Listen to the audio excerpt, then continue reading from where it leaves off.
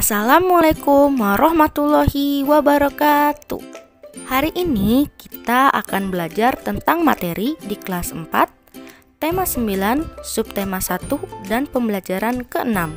Tujuan dari pembelajaran hari ini yaitu pertama, dapat menunjukkan pelaksanaan hak dan kewajiban dalam kehidupan sehari-hari dengan penuh kepedulian.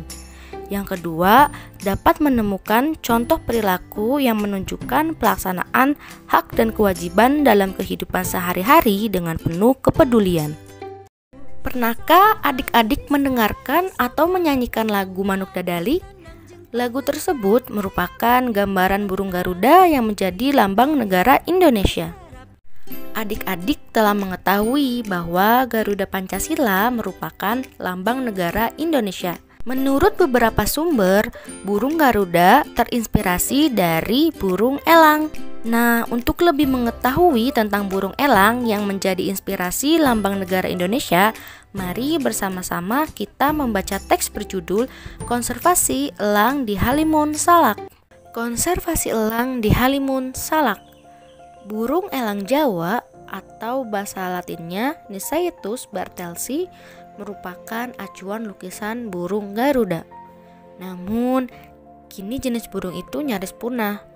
Penyebab utama berkurangnya populasi burung elang Jawa adalah kerusakan habitat tempat hidupnya. Kerusakan tersebut disebabkan karena adanya bencana alam maupun alih fungsi hutan menjadi ladang atau perkebunan. Ada pula perilaku manusia yang menyebabkan populasi burung ini semakin menyusut tajam, yaitu perburuan. Burung elang hasil perburuan diperjualbelikan dan dijadikan koleksi pribadi. Oleh karena itu, Indonesia berupaya melakukan usaha pelestarian, salah satunya di Taman Nasional Gunung Salak. Namun, usaha itu juga tidak mudah dilakukan. Penyebabnya yaitu minimnya perhatian dan dukungan pembiayaan. Untuk penandaan burung, misalnya Indonesia masih memakai metode lama, yaitu dengan memasang semacam bendera kuning di sayap. Sebagai bandingan, di Thailand pemantauan burung sudah berbasis satelit. Sebaliknya, dalam hal pengamatan burung, Indonesia masih mengandalkan pengamatan mata. Adik-adik, kita telah bersama membaca teks mengenai konservasi burung elang di Halimun Salak. Dari teks tersebut, apakah adik-adik menemukan kata-kata yang asing atau kata-kata yang baru pertama kali adik-adik dengar? Jika iya, kata-kata apa sajakah itu? Di sini kita akan bahas beberapa kata asing yang mungkin sama dengan adik-adik temukan. Yang pertama, konservasi. Konservasi merupakan pemeliharaan dan perlindungan sesuatu secara teratur untuk mencegah kerusakan dan kemusnahan dengan jalan pengawetan dan pelestarian. Yang kedua, habitat. Habitat merupakan tempat hidup organisme tertentu, tempat hidup yang alami bagi tumbuhan dan hewan ataupun lingkungan kehidupan asli dari makhluk hidup. Yang ketiga, populasi. Populasi merupakan jumlah penghuni, baik manusia maupun makhluk hidup lainnya, pada suatu satuan ruang atau daerah tertentu. Yang keempat, koleksi. Koleksi merupakan kumpulan benda atau barang yang sering dikaitkan dengan minat atau hobi. Yang kelima, satelit. Satelit merupakan benda yang mengorbit benda lain dengan periode revolusi dan rotasi tertentu. Ada dua jenis satelit, yakni satelit alam dan satelit buatan. Nah adik-adik, seperti yang kita ketahui bahwa alam telah memberikan banyak manfaat bagi kehidupan makhluk hidup. Salah satunya sebagai habitat hewan. Namun sayangnya ada beberapa kegiatan yang dilakukan oleh manusia yang memiliki dampak terhadap populasi hewan. Salah satunya yaitu populasi burung elang Jawa. Lalu, apa saja kegiatan manusia serta dampaknya terhadap populasi burung elang Jawa? Mari kita bahas. Berikut ini beberapa kegiatan manusia serta dampaknya terhadap populasi burung elang Jawa.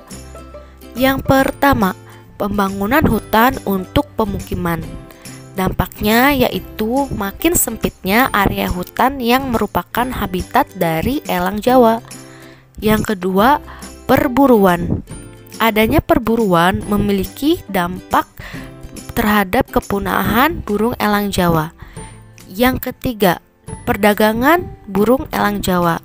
Dampaknya yaitu besarnya keuntungan yang diperoleh dari perdagangan satwa langka seperti burung elang Jawa telah mendorong meningkatnya aktivitas perdagangan.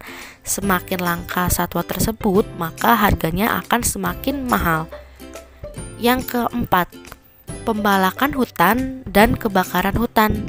Dampak yang ditimbulkan yaitu mengganggu dan merusak serta menghilangkan habitat para satwa liar. Terbakarnya hutan pada setiap musim kemarau, baik yang terjadi secara alami maupun akibat aktivitas pembukaan lahan oleh manusia, sangat merusak habitat satwa liar. Bahkan tak jarang satwa-satwa liar tersebut ikut mati terbakar. Telah kita ketahui bersama bahwa bangsa Indonesia memiliki kekayaan flora dan fauna, baik dari jumlah maupun beragam jenisnya. Flora berarti tumbuhan dan fauna berarti hewan. Bangsa Indonesia sendiri memiliki jenis flora dan fauna yang memerlukan konservasi untuk menjaga kelestariannya. Ada sebagian dari flora dan fauna tersebut telah menjadi simbol nasional bangsa Indonesia, seperti komodo, cendrawasih, burung elang Jawa, bunga anggrek, bunga rafflesia, bunga cempaka, bunga melati, dan lain-lain. Nah, adik-adik, salah satu lagu daerah yang menggambarkan jenis keragaman tanaman di Indonesia adalah lagu Bungong Jempa dari Aceh. Apakah adik-adik pernah mendengarkan atau menyanyikan lagu Bungong Jempa? Jika iya, apakah adik-adik mengetahui apa arti dari lagu tersebut? Dari judulnya, Bungong Jempa memiliki arti bunga cempaka. Lirik dari lagu Bungong Jempa menggambarkan keindahan dan kecantikan dari bunga cempaka yang berasal dari Aceh. Bunga cempaka berwarna putih dan memiliki aroma yang sangat harum. Karena keharumannya, bunga cempaka dimanfaatkan untuk membuat minyak wangi. Nah, adik-adik, salah satu aktivitas manusia yang menunjukkan adanya keterkaitan dengan kondisi geografis di lingkungannya adalah menentukan bunga nasional. Bunga nasional setiap negara berbeda-beda. Berikut ini contoh bunga nasional beberapa negara. Yang pertama, Indonesia. Bunga nasionalnya yaitu bunga melati. Yang kedua, negara Jepang. Bunga nasionalnya yaitu bunga sakura. Yang ketiga, negara Belanda. Bunga nasionalnya yaitu bunga tulip. Adik-adik, konservasi terhadap flora dan fauna merupakan salah satu contoh perwujudan pelaksanaan hak dan kewajiban manusia terhadap lingkungan alam. Berikut ini akan dijelaskan bentuk-bentuk pelaksanaan kewajiban sebagai warga negara terhadap lingkungan alam. Kewajiban manusia terhadap hutan. Yang pertama, melakukan reboisasi atau penanaman kembali hutan yang gundul. Yang kedua, melakukan tebang pilih, yakni hanya menebang pohon yang sudah cukup usianya untuk mencegah kerusakan hutan. Yang ketiga, membuat konservasi untuk melindungi dan melestarikan hutan, misalnya cagar alam. Yang keempat, tidak melakukan penebangan liar dan pembakaran hutan. Yang kelima, tidak mengambil tanaman langka di hutan. Yang keenam, memanfaatkan hasil hutan dengan bijak dan tidak mengambilnya terus-menerus. Dan yang ketujuh, tidak mengalihkan fungsi hutan menjadi lahan lainnya secara berlebihan. Kewajiban manusia terhadap lingkungan sungai. Yang pertama, menjaga kebersihan sungai dengan tidak membuang sampah di sungai. Yang kedua, membersihkan sampah yang ada di sungai.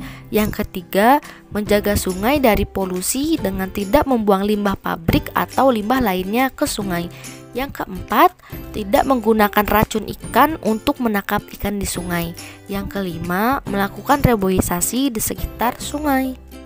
Kewajiban manusia terhadap hewan yang terancam punah. Yang pertama, tidak melakukan perburuan satwa liar. Yang kedua, mempelajari tentang hewan yang terancam punah dan ikut menjaga keberadaan hewan langka dan hewan terancam punah. Yang ketiga, membuat dan mendukung konservasi untuk perlindungan dan pelestarian hewan seperti Suaka Marga Satwa. Yang keempat, tidak mendukung perdagangan satwa liar dan melaporkan pada pihak berwenang bila menemukan perdagangan satwa yang dilindungi. Nah adik-adik, selama beberapa menit ke belakang kita telah mempelajari banyak sekali kekayaan flora dan fauna yang ada di Indonesia. Mulai dari mengenal burung elang Jawa yang dijadikan inspirasi untuk simbol negara Indonesia yaitu Garuda Pancasila. Lalu berbagai bunga yang dijadikan sebagai bunga nasional di berbagai negara.